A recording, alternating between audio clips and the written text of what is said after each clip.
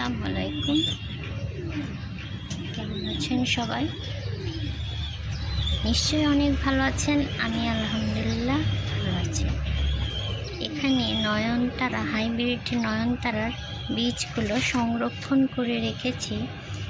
আর এগুলোর এক একটা নাম দেওয়া, যেহেতু মিক্স হয়ে যাবে একসাথে করে বোনা হলে সমস্যা হয়, আলাদা আলাদা করে নাম লিখে রেখেছি। এরকম বয়মে সংরক্ষণ করে রাখতে পারবেন।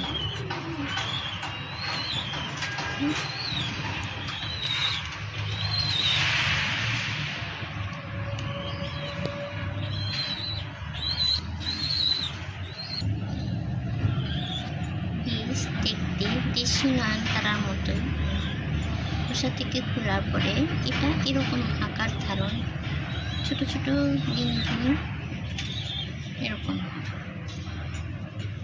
নিশ্চয়ই দেখতে পাচ্ছেন আপনারা। আজ এগুলোকে বীজগুলো বুনে দেব।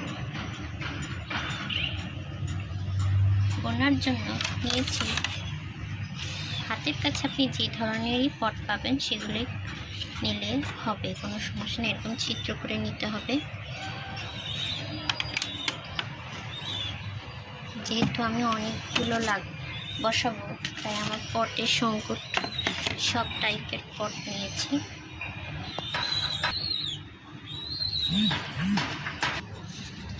প্রথমে এই সুরটি দিয়ে আগে ভালো করে এক প্রলেপ দিয়ে নিব। তারপরে মিক্সচার করা মাটি, যেটা বালি মাটি বলা যায়, গোবর বালি মাটি, বালির পরিমাণ আছে ওখানে, আর মাটির সাথে মিক্সচার করে দিয়েছি।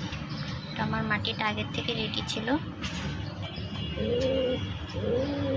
এভাবে প্রলেপ দিয়ে নিতে হবে যাতে ড্রেনেজ সিস্টেমটা অনেক ভালো থাকে আর একেবারে গড়গড় করে চলে যায়, কোনো পানি জমে না থাকে। আর মাটিটা আগে থেকে ফাঙ্গিসাইড দিয়ে মিক্সচার করে রাখতে হবে যাতে মাটিতে কোনো পোকামাকড়ের আক্রমণ না থাকে। এই জন্য আমার মাটিটা প্রায় 10 দিন হয়ে গেছে।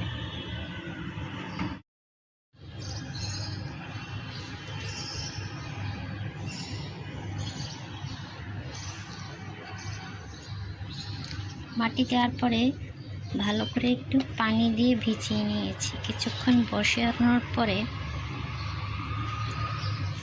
বীজগুলো আস্তে আস্তে দিয়ে দেব। যেহেতু এগুলো অল্প সংখ্যক বীজ, বেশি ঘনবশত বীজ না দেওয়াই ভালো। তো এগুলো আমি অল্প অল্প করে এভাবে ছড়িয়ে দেব যাতে সবকটা সাকসেস হয়। এক জায়গায় দেওয়া হয়নি, এগুলো ছড়াছিটেই দেওয়া হয়েছে। এভাবে আস্তে আস্তে মাটির প্রলেপ করে দিয়ে দিতে হবে।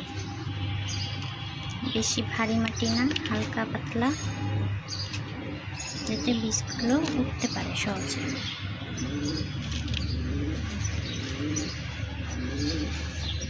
আলতো হাতে একটু চেপে দিতে হবে। তারপরে স্প্রে দিয়ে পানি, বা স্প্রে না থাকলেও হালকা পাতলা করে হাত দিয়ে ছিটিয়ে ছিটিয়ে পানি দিতে হবে। সবকটা বীজ বপন করে দিয়েছি। আমার স্প্রে আছে, তারপরও আমি স্প্রে ছাড়াই করে দেখাচ্ছি আপনাদের, যাদের স্প্রে নাই তাদের সুবিধার্থে এভাবে আলতো আলতোভাবে পানি দিয়ে দিতে পারেন, যেটা গোড়ায় না পড়ে।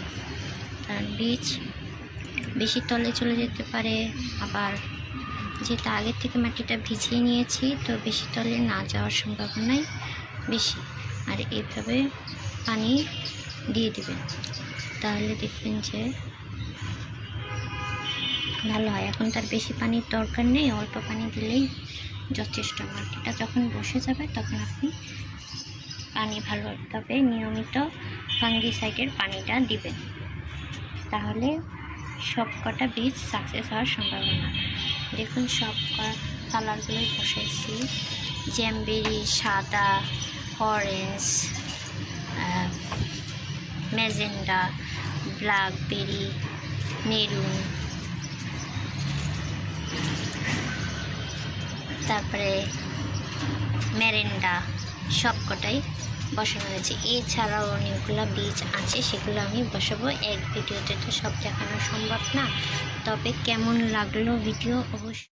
7 দিন পরে দেখুন কিছু বীজ চারা হয়েছে, কিন্তু ফাঁকা ফাঁকা করে দিয়েছি, তাই একটু সময় লাগছে। আর নিয়মিত ফাঙ্গিসাইডের পানি দেওয়া হচ্ছে, তাই এটা অত ঘনবসত না, একসাথে অনেকগুলো বীজ দিলে তাড়াতাড়ি হয়। এটা যেমন আমি 1 মাস আগে বসিয়েছিলাম, সেইটার বীজ দেখুন 1 মাস পরে